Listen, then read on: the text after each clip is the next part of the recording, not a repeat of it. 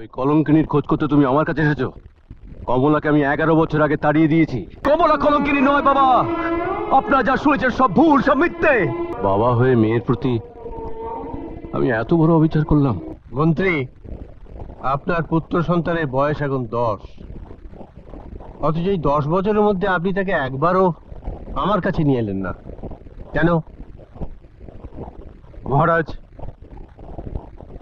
মানিক কুমার যথেষ্ট আত্মসম্মানের অধিকারী। বিনা নিমন্ত্রণেও কারোর সঙ্গে দেখা করতে চায় না মহারাজ। ও বলে যে ও একদিন নামকরা রাজা হবে। তাই?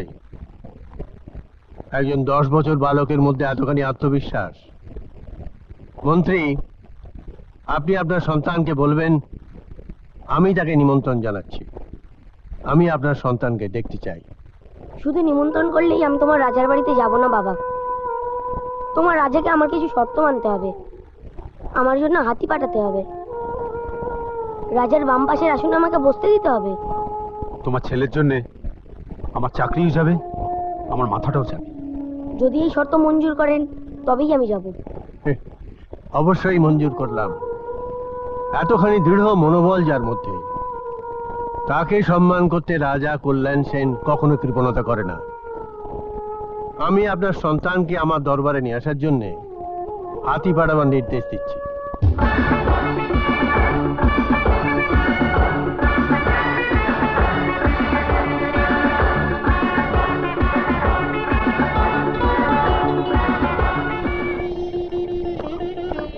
এসো এসো মানিক কুমার, আমি তোমাকে স্বাগত জানাচ্ছি। তোমার জন্য আমি আমার বাঁয়ে আসন রেখেছি, বসো। তুমি নাকি রাজা হতে চাও? অবশ্যই, আমি বিশ্বাস করি রাজা হওয়ার মতো আমার সব গুণ আছে। আমার সামনে কথাটা বলতে তোমার ভয় করলো না? মানুষকে আমি ভয় করি না, আমি ভগবানকে ভয় করি। বাহ, এত সৎসাহস! আমাকে তুমি মুগ্ধ করেছো বালক। আমি অভিভূত। আমি খুশি হয়ে তোমাকে এই মুক্তার মালাটি উপহার দিচ্ছি। এটি তুমি তোমার গর্ভধারিণীর কাছে গচ্ছিত রাখবে, আর রোজ একবার এসে আমার সঙ্গে দেখা করবে।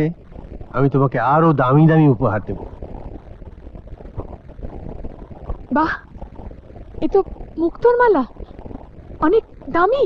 জানো, এই মালাটা আমার মায়ের কাছে গচ্ছিত রাখতে বলেছে। দাও, আমায় দাও। না, আজ থাক। জানো মা, রাজা আমাকে রোজ দেখা করতে বলেছে, বলেছে আমাকে দামি দামি উপহার দেবে। তাই? অবশ্যই দেবেন। রাজা কল্যাণ সেন কখনো মিথ্যে কথা বলেন না। তুমি রোজ যাবে। না, আমি যাব না। কেন? রাজা আমাকে লোভী মনে করবে। আচ্ছা, তোমাদের কাছে আমার দাম বেশি না উপহারের? আমি না তোমাদের সন্তান? মা, মা, মাগো, মা, মা, কাঞ্চন, মা, আমি ফিরে এসেছি মা। কাঞ্চন, কাঞ্চন, মাগো, কাঞ্চন, 12টা বছর, 12টা বছর তোর মুখটা আমি দেখিনি বাবা। 12টা বছর। মা, কমলা কোথায়? ওকে ডাকো, ওর জন্য মনটা আমার ব্যাকুল হয়ে আছে। মা, চুপ করে কেন মা? কমলা এখানে নেই? ওর বাবা মার কাছে? কিন্তু কমলা তো জানে যে আমি 12 বছরের মধ্যে ফিরে আসবো। ওকে একবারও বুঝতে চাইলো না যে ফিরে এসেই আমি ওর মুখটা দেখতে চাইবো? কাঞ্চন, তুমি যে কমলার মুখখানা দেখবার জন্য ব্যাকুল হয়ে উঠেছ, সেই মুখখানা কলঙ্কের কালিতে ঢেকে গেছে। মা, মা, তুমি কি বলছো? কমলার মুখে কোনো কলঙ্কের দাগ লাগতে পারে না। চাঁদেরও কলঙ্ক আছে, কিন্তু কমলার জীবনে কোনো কলঙ্ক স্পর্শ করতে পারে না।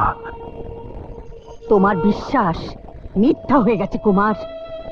তুমি চলে যাবার পর এক রাতে কমলার ঘরে একজন পরপুরুষ প্রবেশ করেছিল, আর সেই অপরাধে আমি অসতী কমলাকে জল্লাদের হাতে তুলে দিয়েছিলাম। এ তুমি কি করেছো মা? এ তুমি কি করেছো? সেই রাতে কমলার ঘরে কোনো পরপুরুষ আসেনি, এসেছিলাম আমি। হ্যাঁ, বাবা ভোলানাথের দয়াতে কমলার গর্ভে এই রাজ্যে বংশপ্রদীপ জ্বালিয়ে দেবার জন্য 1 বছরের পথ আমি 3 দণ্ড সময়ের মধ্যে এসেছিলাম। শুধু সময়ের অভাবে আমি তোমার সঙ্গে দেখা করতে পারিনি মা। আমি দেখা করতে পারিনি। কুমার, কুমার, আমি আমি ভুল করেছি, আমাকে তুমি ক্ষমা করো। ভুল? তোমার এই ভুল আমাকে ধ্বংস করে দেবে, আমাকে ঘর ছাড়া করে দেবে। তোমার এই ভুল আমার এতটা বছরে আশা ভরসা সব মিথ্যে করে দেবে। কুমার! হ্যাঁ, আমি যাচ্ছি মা। না, আমার ভালোবাসা যদি সত্যি হয় না, তাহলে কমলাকে আমি একদিন ফিরে পাবো। কমলা মরতে পারে না, কুমার, কমলা আমাকে ছেড়ে যেতে পারে না, শোনো, কুমার, আমাকে ছেড়ে যেতে পারে না কমলা, আমাকে ছেড়ে কুমার!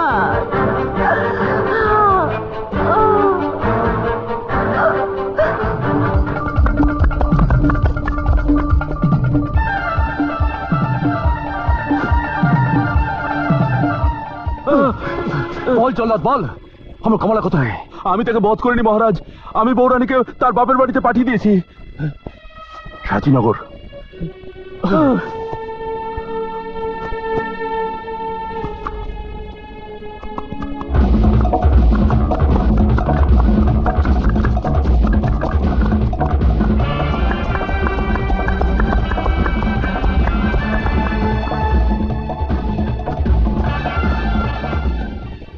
বাবা, মা, মা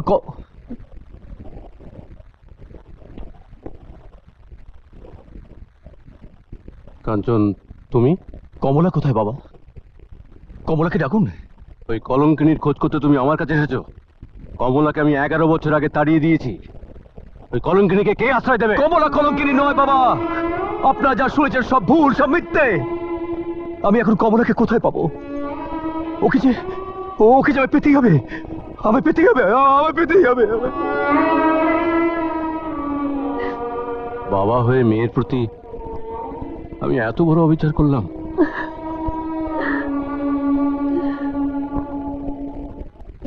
জয় বাবা ভোলানাথ, জয় বাবা ভোলানাথ। কি হয়েছে মানিক কুমার, তুমি মন খারাপ করে গাছের নিচে বসে আছো কেন? তোমার মনে কি এমন দুঃখ? সাধু বাবা, আমার পিতামাতা বড় লোভী। তাদের কাছে আমার চেয়ে মহারাজের দেওয়া উপহারের মূল্য বেশি। সন্তানের কাছে পিতামাতা ভগবান তুল্য, কিন্তু আমি তাদের পিতামাতাটাকে মনে শান্তি পাই না।